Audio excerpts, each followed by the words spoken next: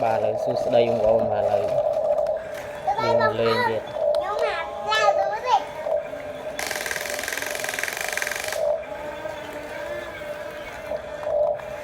lời dương mà lên cho to tí đúng không lời lời láng lời dương láng đỏ lấy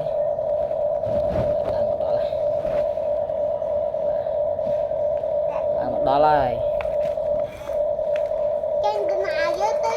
và lợi vùng thiêm vùng vốn tạt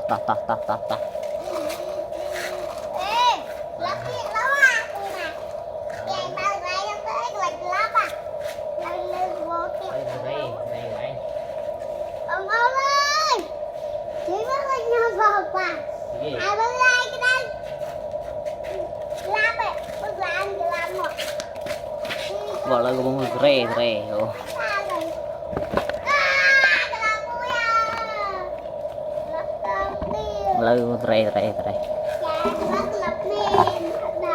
bà lời vùng rê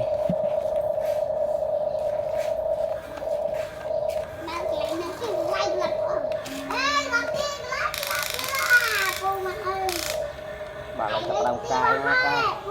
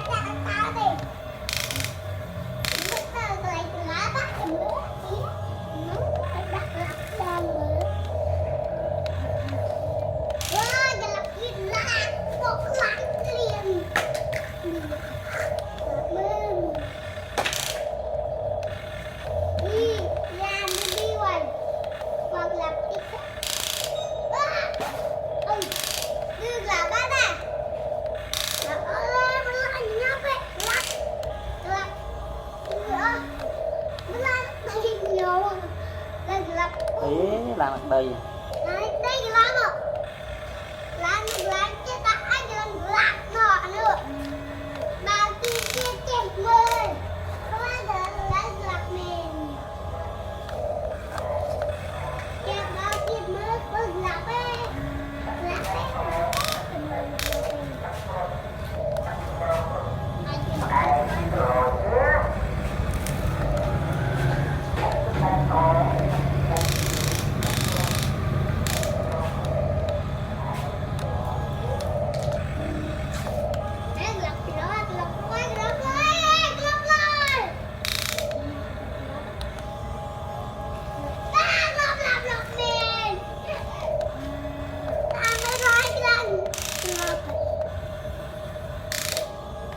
dạ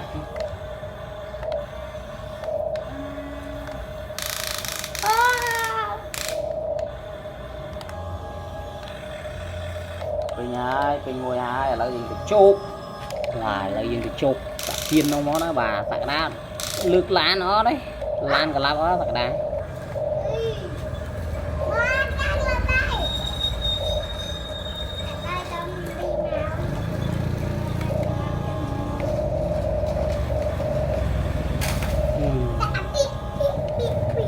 dạ bằng làn mới ta cho bằng nhỉ cho bà sạc đá lên muối không con này sạc đá cô ấy bao váy ở cái này thấy rồi nó ơi lên tê này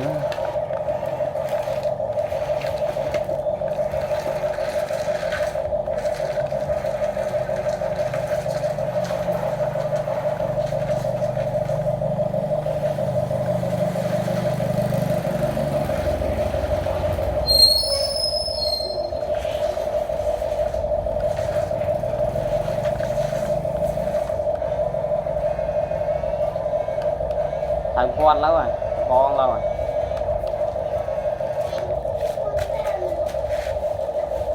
đặt đá trâu này mấy trâu này lươn có chạm trâu cái này chạm cho đi trâu á thì trâu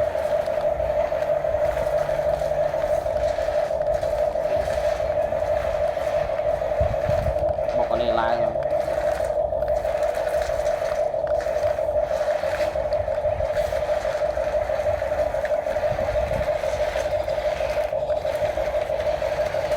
rồi lại mà đâu mà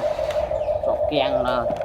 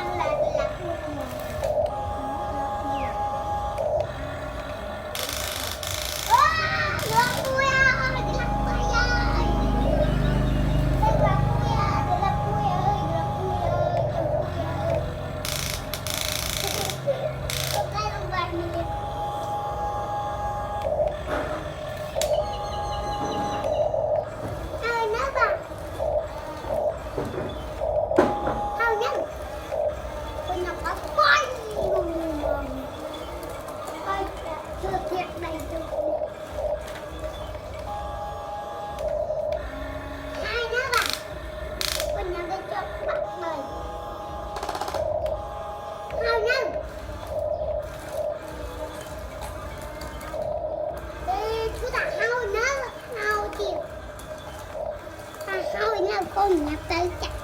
trước đây đây này nè đây nè ha nha ôi gì đó sao đây cái đó ôi gì coi má đây chục đại thằng mẹ chục đại má đây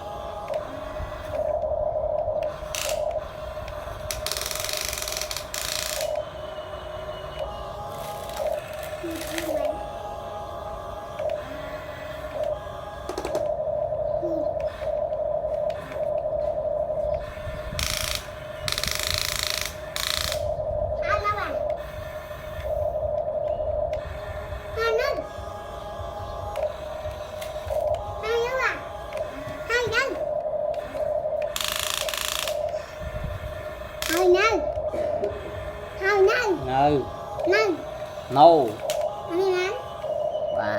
và video giống như phần năng con là cái tiết trụ mà thêm